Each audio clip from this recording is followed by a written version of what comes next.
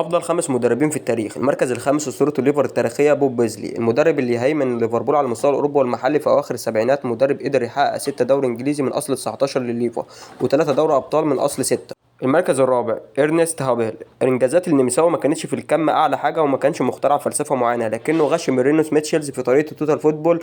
عامل زي صاحبك اللي انت تشرحه له قبل الامتحان ويجيب اعلى منك او زيك. ارنست اختياري ليه عشان تقل الالقاب اللي حققها. قدر يحقق 2 دوري ابطال مع ناديين ما حققوش البطوله دي غير مره واحده في تاريخهم، فاينورد وهامبورغ. المركز الثالث بيب جوارديولا، مخترع التيكي تاكا وعامل ثوره في كره القدم بالظهير الوهمي، وحاليا ثورته البوكس ميدفيلدر.